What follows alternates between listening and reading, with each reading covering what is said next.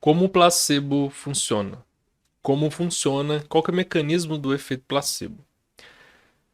O placebo é extremamente interessante, assim, demais. E primeiro vou explicar, né, o que é o placebo.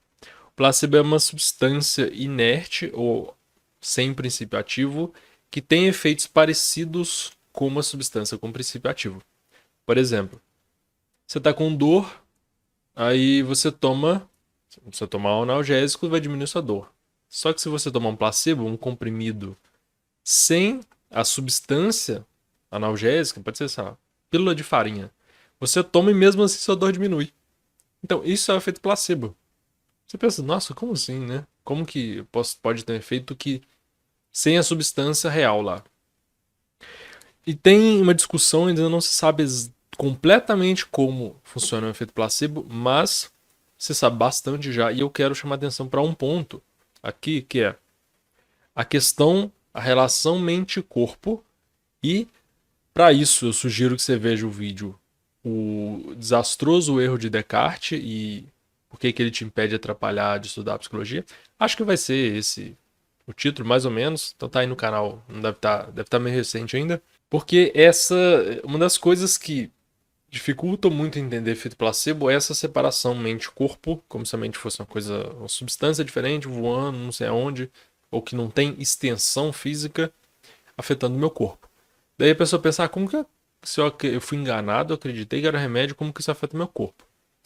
Vou chamar atenção para algum aspecto, não vai ser uma explicação total do efeito placebo, mas eu acho que já é importante mudar essa forma de ver as coisas.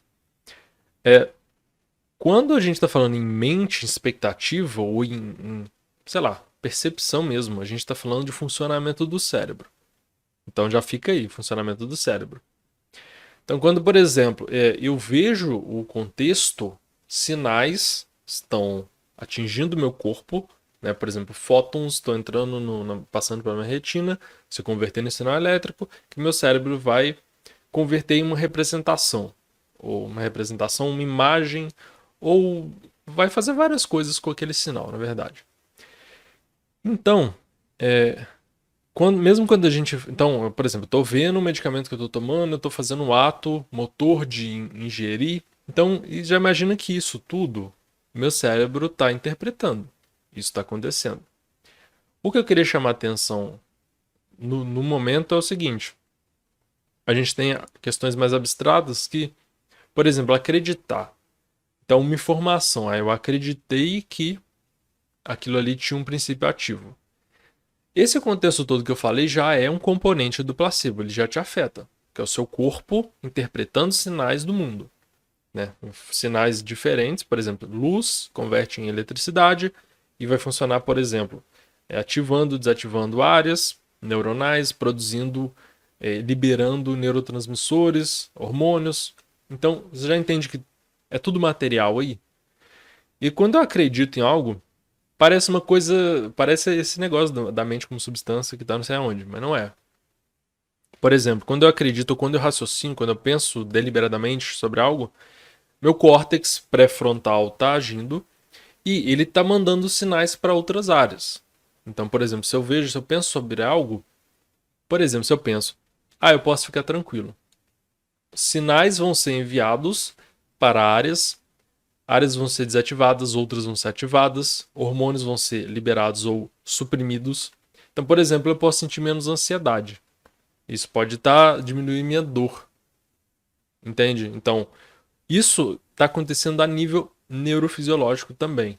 Ao mesmo tempo que eu estou processando essas informações, eu estou pensando, pensamento é meu cérebro funcionando. Então, tudo isso está acontecendo a nível neurofisiológico. E viu que já não está a mente não sei aonde? É meu corpo funcionando. Daí, até tem um estudo recente que eu vi sobre que eles detalharam algumas questões mais específicas sobre o placebo, focaram, por exemplo, no tronco cerebral, que está envolvido no processamento de dor, e viram como ele diminuía a atividade em certas circunstâncias. Então, o placebo funcionava, porque, por exemplo, se você inibe uma área do cérebro que produz a sensação de dor, você vai sentir menos dor. E dor é algo subjetivo, né? É algo Que você sente que. E dor é muito louco, porque assim, você pensa, tô sentindo uma coisa. Mas você depende da produção do cérebro também. Tudo, na verdade, né? Então, por exemplo, tem dor de membro fantasma. Né? A pessoa às vezes amputou um membro e ela sente dor ali. Por quê? Porque a dor não tá ali, a dor tá no cérebro. Então, é o cérebro que tá produzindo essa atividade toda. Então, isso que eu queria chamar a atenção. E é um exemplo, meio que uma continuação do meu vídeo sobre o erro de Descartes. Por quê? Isso ajuda a entender um monte de coisa. E a gente voltar um pouco mais para biologia, quando vai falar de psicologia, ajuda demais. Porque a gente já vê muitas questões puramente psicológicas, né? Falar de conceitos abstratos, de mente, de pensamento, a gente vê de uma forma mais abstrata. E vê questões sociais também bastante, mas a gente não vê tanto essas questões que colocam em dúvida, tá? Como minha mente afeta o corpo. E mente afetar o corpo, para mim, é uma das questões principais da psicologia, né? Sim, a gente tá falando disso, né? Como que eu, por exemplo, mudo meus pensamentos, mudo as coisas em que eu acredito. Como que isso muda realmente meu corpo, meu comportamento? Porque até comportamento da gente pensar é uma coisa mais mecânica, motora, é uma coisa que eu faço, concreta. Pensamento não. E se a gente fica com essa divisão mente-corpo, pelo menos no sentido de substância, fica difícil pensar nisso. Aí as pessoas acham, pensar não adianta nada, ou mudar meu pensamento não adianta nada. Quando na verdade o pensamento muda muito, e muda concretamente, e tem muita evidência disso. Por exemplo, a hipnose funciona muito bem para ansiedade e para dor, controle de dor. Antigamente amputavam pessoas com hipnose. Então, assim, é um processo de sugestão, é um processo que a gente pode chamar de mental, mas ele é neurofisiológico. O que está acontecendo é neurofisiológico. Então, por exemplo, quando a pessoa espera que vai ter analgesia da dor, ela vai sentir menos dor, mas a gente tem os mecanismos de produção de opioides endógenos. Então, nosso próprio cérebro produz substâncias que provocam diminuição da dor. Então, a expectativa é também um produtor de atividade no sistema nervoso. Então, eu espero algo, meu corpo já produz algo. Então, é muito doido se você for pensar, e tem muitas implicações e muito boas, né, para pensar essa relação entre pensamento e fisiologia e corpo, porque as coisas estão ligadas na real. E a gente fica dividindo a psicologia, a neurociência, a outras coisas, questões sociais. Mas assim, no fundo, essas coisas estão acontecendo tudo ao mesmo tempo. São diferentes níveis da mesma coisa. Eu expliquei isso, inclusive, um pouco disso num vídeo chamado Como Explicar o Comportamento. Eu falei de vários níveis, biológico, psicológico, social. Falei níveis históricos também, evolutivo e imediato. Então isso te ajuda a ter uma visão mais completa, e porque senão a gente fica muito limitado. A gente nunca vai entender placebo se ficar dividindo. Tá, mas eu acredito numa coisa, mas a minha mente não sei o que, não sei o que é minha mente, mas ela tá não sei aonde, no vácuo do espaço, como que ela se comunica com o meu corpo. Quando na verdade é meu corpo se comunicando com o meu corpo.